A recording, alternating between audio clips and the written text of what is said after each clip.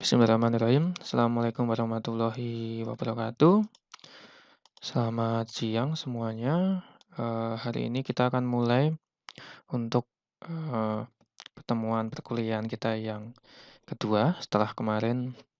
Untuk yang pertemuan pertama hanya menginstal software yang digunakan saja. Hari ini kita akan mulai berkenalan dengan software yang akan kita pergunakan selama 14 kali pertemuan. Baik itu teori, kemudian juga ada praktikumnya, pemrograman visual itu kurang lebih ada 5 sampai 7 kali praktikum seperti itu. Jadi ini ada 2 secara teori atau pertemuan di kelas, kemudian juga ada praktikumnya. Nah, sebelum kita bahas lebih lanjut, kita akan membahas dulu yang namanya apa sih pemrograman visual. Di sini saya membuat menjadi 2 hal utama yang akan kita pelajari dalam 1 semester tentang pemrograman visual. Intinya visual itu berhubungan dengan suatu gambar, jadi yang dapat kita lihat dinamakan dengan visual atau gambar. Kemudian secara umum, mata kuliah ini sebenarnya terbagi atas 2. Yang pertama adalah visualisasi, kemudian yang kedua adalah pemrograman visual sendiri. Jadi perbedaannya adalah kalau visualisasi itu bagaimana cara kita menyajikan suatu data dengan gambar. Ini juga merupakan salah satu komponen dalam pemrograman visual. Kemudian yang kedua adalah pemrograman visual sendiri. Ini adalah menghubungkan antara sistem dengan user. Jadi kita membuat semacam antarmuka atau user interface yang menghubungkan antara suatu sistem dengan user. Contohnya adalah mudahnya membuat program Android. Nah, program Android itu kan menghubungkan antara sistem atau smartphone dengan usernya atau dengan pengguna. Nah, itu dinamakan dengan pemrograman visual. Nanti akan ada 2 materi yang akan kita pelajari, materi inti, yaitu visualisasi dan pemrograman visual itu sendiri. Karena materi yang ada di buku-buku itu terbagi atas ini. Kalau tidak visualisasi, materi yang lainnya adalah tentang pemrograman visual sendiri. Kemudian untuk software yang akan kita pergunakan, untuk sesi di praktikum kita akan menggunakan yang namanya software Skylab. Kemudian untuk yang sesi kuliah kita akan pergunakan yang namanya MATLAB. Nah, untuk yang dipelajari atau subbab yang akan kita pelajari kurang lebih itu sama. Jadi, Skylab dan MATLAB ini sebenarnya software yang sama, yaitu software yang digunakan dalam matematika. Namun, selain bisa dipergunakan dalam matematika, kita juga bisa membangun suatu aplikasi, kemudian simulasi dengan menggunakan 2 software ini. Bedanya, kalau yang Skylab itu adalah open source, sehingga dia itu gratis. Sementara kalau yang MATLAB, itu dia berbayar. Jadi Skylab ini adalah versi gratis dari MATLAB, seperti itu. Kemudian untuk software lain yang bisa kita pergunakan ada yang namanya Excel, PowerPoint, Visual Studio, Visual Basic, ada juga Octave di sini. Nah, kalau yang Excel dan PowerPoint ini digunakan untuk visualisasi, sementara Visual Studio, Visual Basic ini adalah digunakan dalam pemrograman visual. Jadi yang semester lalu, tahun lalu menggunakan Visual Studio ini. Kemudian ada aplikasi yang lain yang dinamakan dengan Visual Basic. Kalau yang Visual Studio ini menggunakan bahasa C dan C++, yang Visual Basic ini menggunakan bahasa Basic. Nah, seperti itu. Kemudian ada Octave. Octave ini sejenis dengan Skylab dan MATLAB. Bedanya Octave ini juga gratis. Yang membedakan hanya ukuran softwarenya saja. Yang paling kecil itu Skylab sekitar 200 MB. Kemudian ada Octave ini ada sekitar 1 giga. MATLAB yang paling besar sampai di atas 5 giga seperti itu, tergantung dari tahun MATLAB-nya. MATLAB yang saya pergunakan, MATLAB 2015 itu 8 giga, MATLAB 13 itu 8 giga, MATLAB 2015 itu sampai di atas 12 giga itu MATLAB 2015 yang saya pergunakan. Oke, jadi yang akan kita pelajari adalah plot figure. Ini fungsinya untuk visualisasi data, untuk menampilkan data. Kemudian ada Xcos atau kalau di MATLAB dinamakan dengan Simulink. Ini berfungsi sebagai graphical programming. Oke, mungkin teman-teman sebentar, baru pertama kali ya jenis pemrograman. Oke, jenis pemrograman terbagi atas dua, yang namanya text programming dan graphical programming. Nah, bedanya kalau yang text programming ini adalah pemrograman berbasis teks. Contohnya adalah kode blocks yang teman-teman sudah pelajari, bahasa C, bahasa C++, kemudian Python, MATLAB, MATLAB yang teks itu dinamakan dengan text programming, yaitu pemrograman yang berbasis teks. Sementara yang namanya graphical programming itu adalah pemrograman berbasis grafik atau berbasis gambar. Jadi dalam membuat suatu program, perbedaannya adalah kalau yang graphical programming, kalau kita membuat suatu program, itu programnya ditulis dengan menggunakan gambar atau visual. Sementara kalau yang pemrograman berbasis teks, ketika kita ingin membuat suatu program atau aplikasi, kita ngetik programnya. Jadi bedanya, yang satu menggunakan teks untuk membuat suatu program atau aplikasi. Kalau yang graphical programming, kita membuat program dengan menggunakan gambar. Jadi kita tinggal tarik aja. Jadi perintahnya dalam bentuk gambar. Oke, biar kita lebih. Perintah program dalam bentuk gambar. Jadi kita tinggal tarik-tarik aja. Misal kita mau pakai if else ya, kita tarik gambar if dan else. Kemudian kita mau pakai for loop, kita tarik gambar for loop seperti itu. Ini perintah dalam bentuk tulisan atau dalam bentuk teks. Jadi bedanya seperti itu. Jadi kalau ada perintah if else, kalau yang text programming kita tulis if kemudian else, seperti itu. Tapi kalau yang graphical kita tinggal tarik gambar-gambarnya saja. Nah, itu perbedaan antara text programming dan graphical programming. Nah, di MATLAB ini dan Scilab itu menyediakan dua buah jenis pemrograman tersebut. Nah, kalau yang Simulink ini dia prinsipnya adalah graphical programming. Baik, kita lanjutkan lagi. Maaf tadi videonya terputus. Oke, kita lanjutkan lagi tadi ke jenis pemrograman yang bisa dibagi menjadi dua, yaitu text programming dan graphical programming. Ini saya berikan contoh sekalian. Contohnya adalah kode blocks. Kemudian kalau yang graphical ini contohnya adalah bisa pakai MATLAB, karena di MATLAB ada Simulink ya. Tapi bagian Simulink-nya ada juga yang namanya LabVIEW. Kalau ini ada banyak, ada kode block contohnya, kemudian kalau yang pertama kali dengar yang namanya Python. Nah, di sini saya tulis ada Anaconda, kemudian ada PyCharm, dan sebagainya.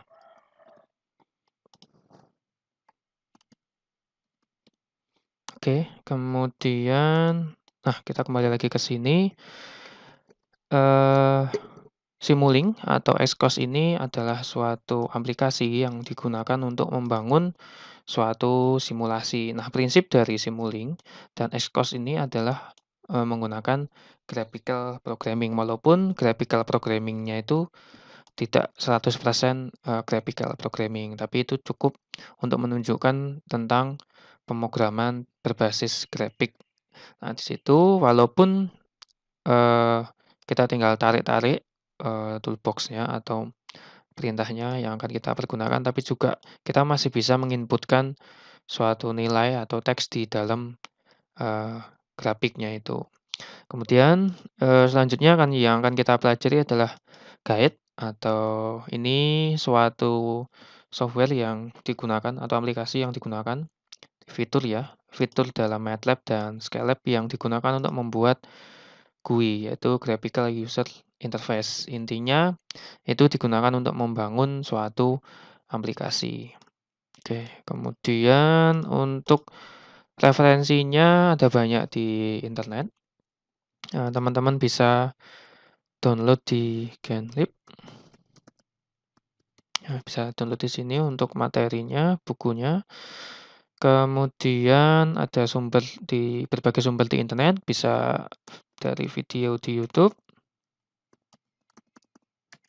Lalu silahkan teman-teman bisa juga dari sini, ini adalah course online yaitu Tutorials Point. Ini Tutorial Points ini suatu course online. Di sini ada banyak materi yang bisa teman-teman pelajari, tidak hanya MATLAB tapi juga yang lainnya. Di sini ada di bagian plotting ini yang pertama kali akan kita pelajari dulu tentang bagaimana cara membuat visualisasi data dengan menggunakan MATLAB. Ini salah satu alternatif ya yang bisa teman-teman pergunakan selain menggunakan Excel untuk menampilkan data. Perbedaannya kenapa saya lebih memilih menggunakan MATLAB, karena dengan menggunakan MATLAB, itu kita bisa menghasilkan gambar dalam bentuk, vektor. Oke, sekalian kita akan sedikit pelajari tentang, visualisasi data. Visualisasi data, yaitu menyajikan suatu data dalam bentuk gambar. Nah, software-nya ada bisa menggunakan Excel ataupun menggunakan MATLAB. Monggo nanti silahkan. Kalau yang Excel ini lebih mudah. Kemudian kalau yang MATLAB ini gambar bisa dalam bentuk vektor. Nah, bedanya oke, kita bisa bagi ya. Gambar itu ada dua yang namanya JPG, PNG, dan sejenisnya. Lalu ada juga yang gambar dalam bentuk vektor. Ini contohnya ada EWF, EMF. Nah, bedanya kalau yang gambar dalam bentuk JPG atau PNG itu dia gambarnya sangat tergantung pada resolusi. Semakin besar resolusi, maka gambarnya juga ukuran memorinya akan semakin besar dan gambarnya semakin bagus. Jadi, kalau resolusinya kecil, dia gambarnya akan blur, pecah, dan sebagainya. Sementara kalau gambar yang dalam bentuk vektor, ini gambarnya itu memiliki detail yang sangat tinggi karena dia dalam bentuk vektor, bukan dalam bentuk resolusi titik. Sehingga gambarnya lebih bagus yang mana? Lebih bagus yang vektor. Dan ketika suatu file itu dia di-convert menjadi bentuk PDF, gambar yang JPG, PNG itu bisa jadi gambarnya akan pecah atau blur. Sementara kalau yang vektor, itu dia gambarnya tidak akan pecah. Nah, oleh karena itu saya lebih merekomendasikan untuk membuat visualisasi data yang benar-benar bagus, itu dengan menggunakan MATLAB dalam bentuk vektor. Namun, jika teman-teman kesulitan menggunakan MATLAB, memang lebih mudah menggunakan Excel, seperti itu. Jadi ini jenis gambar ya. Dalam menyajikan suatu data, bisa menggunakan Excel ataupun MATLAB. Nah, bedanya kalau yang Excel kan kita tinggal tarik ya, kita tinggal tarik. Nah, itu dinamakan dengan graphical programming. Jadi kita mau pakai perintah apa, kita tinggal tarik gambarnya atau klik logo atau ikonnya. Nah, ini dinamakan dengan graphical programming. Sementara kalau kita menggunakan MATLAB, itu text programming. Walaupun di MATLAB yang terbaru, itu jika kita ingin membuat visualisasi data, kita tinggal tarik ini aja, programnya juga. Kita tinggal klik perintahnya saja, karena sudah ada improvement di MATLAB yang terbaru. Tapi di MATLAB yang lama, itu memang untuk membuat gambar kita harus membuat perintahnya terlebih dahulu, seperti itu. Nah, kalau MATLAB yang terbaru, itu kesulitannya atau kerugiannya, minusnya itu adalah dia berat karena memang, memiliki library yang sangat besar sekali. Oke, itu referensi sudah, kita akan coba membuka, software yang akan kita pergunakan, yaitu ada MATLAB, eee, beberapa yang akan kita pelajari adalah Simulink, kita tinggal ketikkan di sini sebentar, kita klik, kita ketikkan Simulink, maka akan keluar Simulink-nya, kita klik sini. Nah, seperti ini, kemudian kita tinggal buka library dari Simulink-nya. Nah, ini nanti akan kita pelajari juga Simulink. Nanti di perkuliahan yang lain juga akan mempelajari tentang MATLAB di dasar sistem kendali ataupun di praktikum pemrosesan sistem digital. Nah, ini kita kenalan dulu yang namanya MATLAB. Nah, ini menggunakan Simulink. Jadi dia bentuknya adalah blok-blok seperti ini perintahnya. Jadi kita misal mau pakai perintah integral ya kita tinggal tarik integral. Misal mau pakai perintah derivatif ya kita tinggal tarik derivatif ke halaman kerja kita. Nah, ini dinamakan dengan graphical programming seperti itu.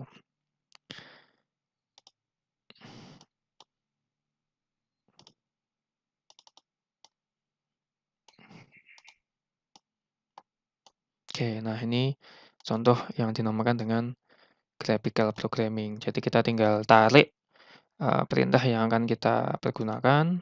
Dah seperti itu. Ini dinamakan dengan graphical programming. Kemudian kalau yang text programming itu adalah menggunakan uh, teks untuk membuat program. Nah, kalau di MATLAB dinamakan dengan M-file seperti ini.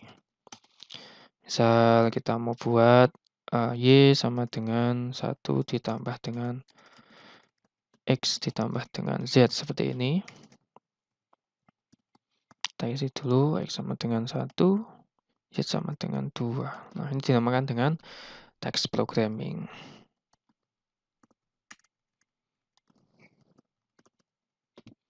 Kita tinggal jalankan.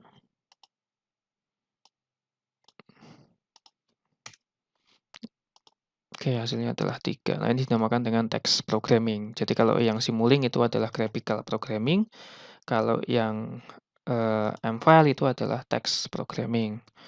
Kemudian kita juga akan mempelajari yang namanya visualisasi data. Itu pakainya adalah figure. Di sini kita bisa plot data. Misal kita punya X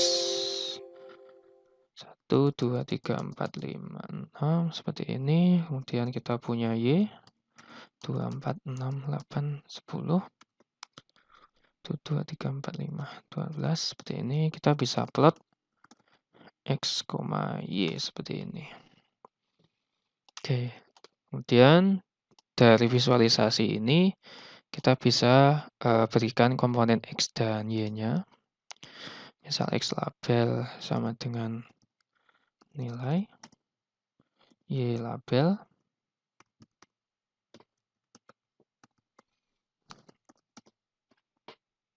Nah, seperti ini untuk memberikan.